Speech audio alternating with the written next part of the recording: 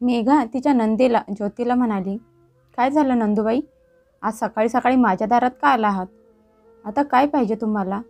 सगळं काही तर घेतलं आहे. मग आता काय घ्यायला आला आहात?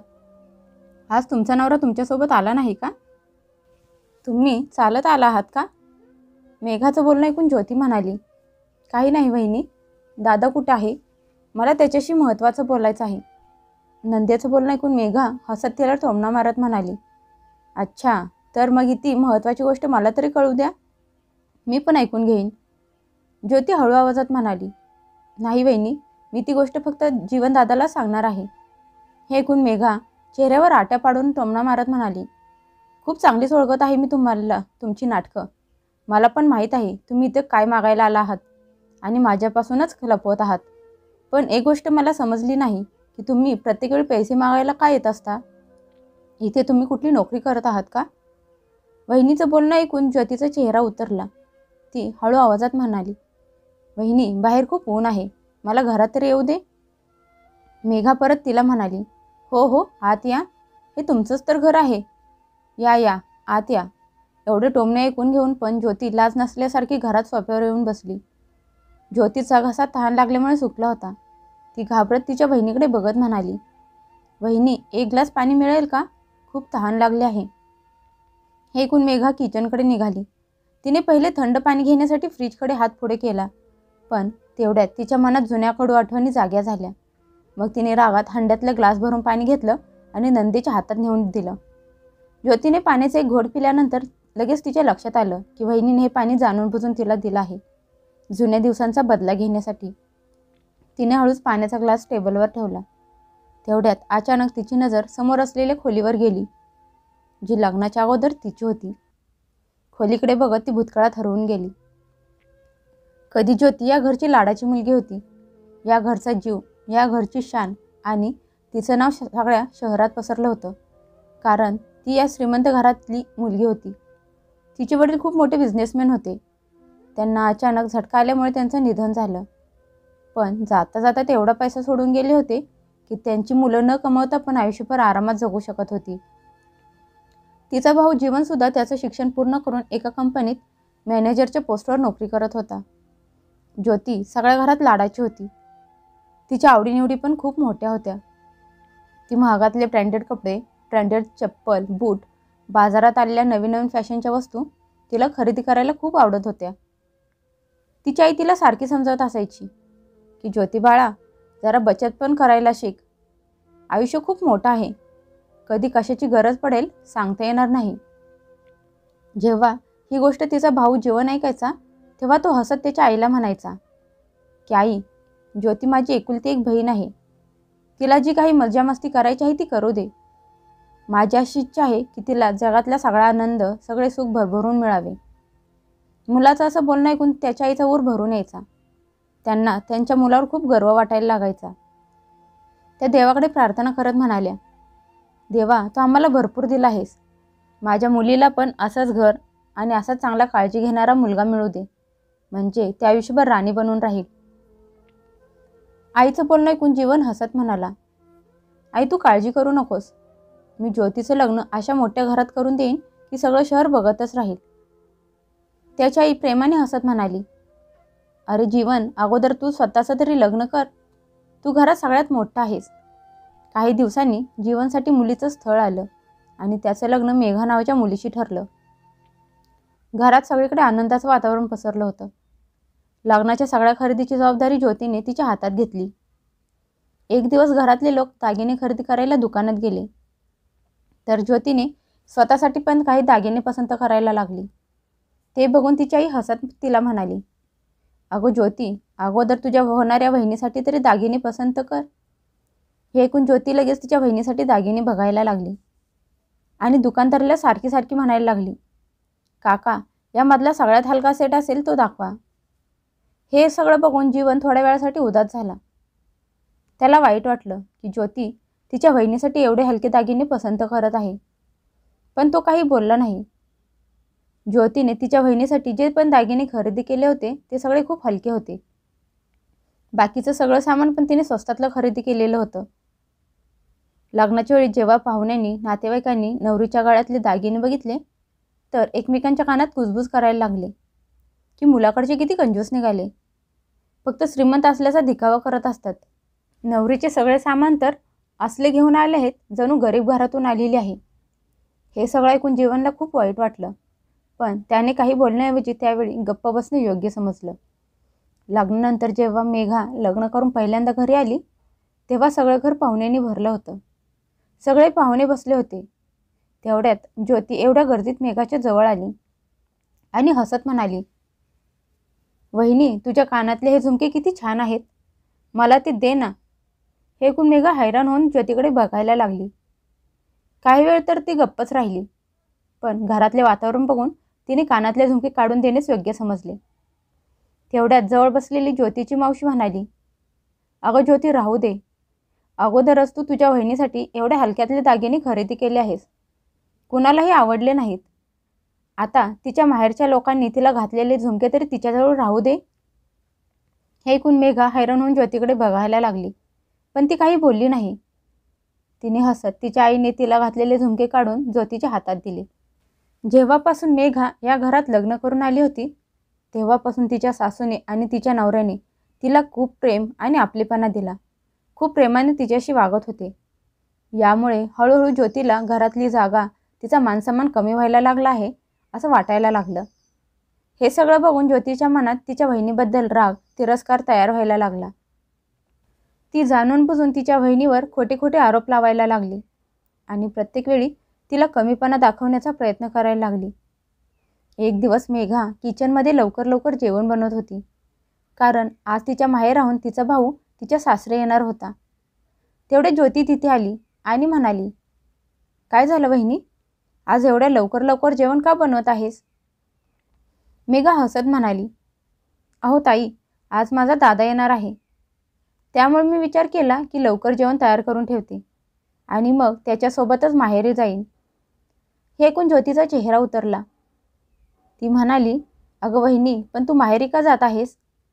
तू माहेरी गेलीस तर घरातली कामं कोण करणार? तेवढ्यात तिथे तिची आई आली आणि म्हणाली, अगं ज्योती, मी सुनबाईला म्हणाले होते की माहेरी जाऊन आई वडिलांना भेटून ये, खूप दिवस झाले आहेत तिला माहेरी जाऊन. हे ऐकून ज्योतीच्या मनात चलबिचल सुरू झाली की कशी ती तिच्या बहिणीला माहेरी जाण्यापासून थांबवू शकते. तेवढ्यात तिला एक कारण सापडलं. ती म्हणाली, अगं बहिणी, माझी परीक्षा जवळ आली आहे, जर तू माहेरी गेलीस तर घरातली कामं कोण करणार? माझ्यासाठी माझा अभ्यास खूप महत्त्वाचा आहे आणि आईची तब्येत पण ठीक नसते. हे ऐकून तिची आई म्हणाली, सुनबाई, आता माहेरी जायचं तू राहू दे, ज्योतीची परीक्षा झाली की तू माहेरी राहायला जा. हे ऐकून मेघा थोडी उदास झाली. ती तिच्या सासूला म्हणाली, पण आई, मी तर अगोदरच दादाला मला घेऊन जायला बोलावलं आहे. तेवढ्यात बाजूला उभी असलेली ज्योती मध्येच म्हणाली, म्हणून काय झालं बहिणी, तुझा दादा येईल आणि जेवण करून परत निघून जाईल. हे सगळं ऐकून मेघाचा चेहरा उतरला, पण ती काही बोलली नाही. थोड्या वेळानंतर मेघाचा भाऊ घरी पोहोचला. चहा नाश्ता झाल्यावर तो म्हणाला, चल मेघा, आपण निघूया. मेघा मान खाली घालून हळू आवाजात म्हणाली, नाही दादा, आज नाही, परत कधीतरी येईन. ताईंची परीक्षा जवळ आली आहे आणि आई म्हणाले आहात, आज नको, परत कधीतरी माहेरी जा. तिचा भाऊ म्हणाला, पण मेघा, आई तुझी वाट बघत आहे. तू येणार आहेस म्हणून ती खूप खुश झाली होती. तुझ्या आवडीचे जेवण तिनं बनवून ठेवलं आहे. हे ऐकून मेघाच्या डोळ्यात पाणी आलं. तरी पण हिम्मत करून ती तिच्या भावाला म्हणाली, एकदा नाही म्हणाले आहे ना, आत्ता येणार नाही. तिचा भाऊ उदास होऊन काही न बोलता तिथून निघून गेला. ज्योतीच हे असेच नाटक 4 वर्षे चालू राहिलं.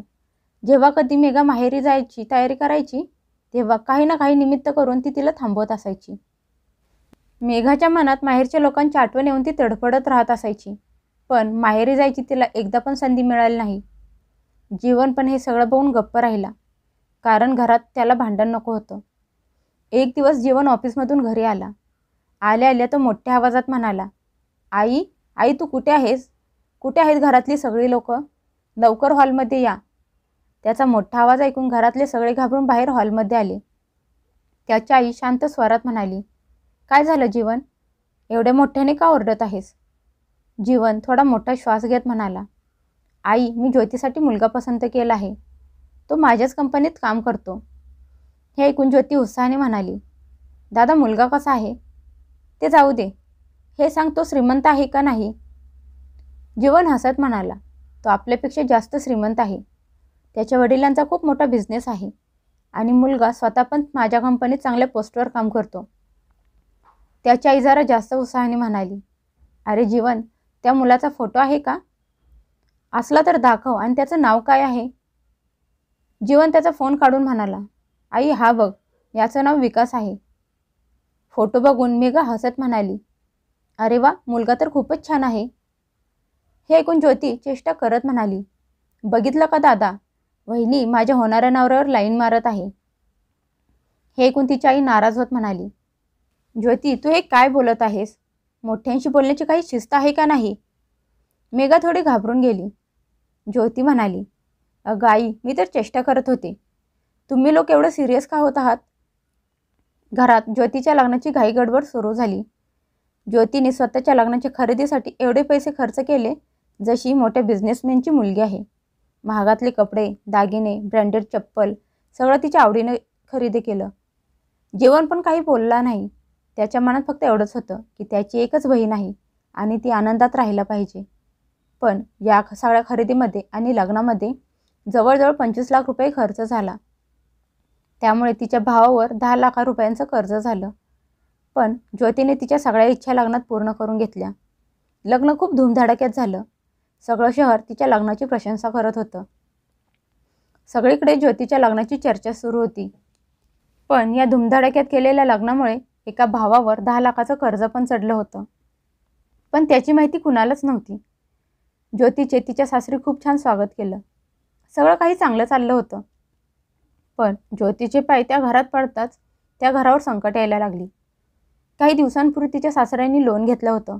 ते वेळेवर फेडता न आल्यामुळे त्यांना अचानक झटका आला आणि त्यातच त्यांचा मृत्यू झाला. आता घरात फक्त विकास आणि ज्योती दोघंच होती.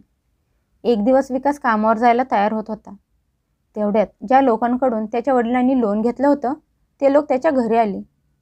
त्यांनी विकासला धमकी दिली की जर पैसे लवकर दिले नाहीत तर तुझ्या वडिलांची कंपनी विकून आम्ही आमचा पैसा वसूल करू. हे ऐकून ज्योती खूप घाबरली. तिने लगेच तिच्या भावाला जीवनला फोन केला आणि रडत घडलेला सगळा प्रकार सांगितला. ती म्हणाली, दादा, काही पैशाची व्यवस्था होते का बघ ना, नाहीतर बाबांच्या कंपनीचा लिलाव होईल. जीवन शांततेत म्हणाला, बरं ठीक आहे, मी बघतो. ही गोष्ट त्याच्या बायकोला समजली. ती काळजीत म्हणाली, अहो, अगोदरच आपल्यावर एवढं कर्ज आहे, आता अजून काय करणार आहात? तेवढ्यात तिची सासू म्हणाली, हे बघ जीवन, तुला एकच बहीण आहे, तिचं घर तुटून देऊ नकोस. काहीही करून तिची इज्जत वाचव. जीवन त्याच्या आईच्या बोलण्याने भावूक झाला आणि त्याने त्याचे 2 शेत आणि आईचे आणि बायकोचे दागिने पण गहाण ठेवले. कसे तरी 5 लाख रुपये गोळा केले आणि ज्योतीला दिले. हे बघून मेघाचे मन आतून खूप दुखत होतं. तिला नवऱ्याचा त्रास भोगवत नव्हता. तिला याची जाणीव झाली होती की तिच्या कुटुंबातले लोक कुठलाही विचार न करता फक्त ज्योतीसाठी त्यागच करत होते.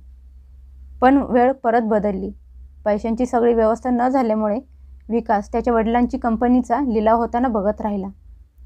त्यावेळी ज्योती एका मुलाची आई झाली. मुलगा झाल्यावर घरची परिस्थिती अजूनच बिघडायला लागली. इकडे काही दिवसांनी मेघा तिच्या भावाच्या लग्नाला गेली. पण तिथल्या लोकांचं बोलणं ऐकून तिचं मन पूर्णपणे तुटून गेलं. लोक टोमणे मारत होते की बघा, मोठ्या घरची सून आणि गळ्यात फुटका मणी पण नाही.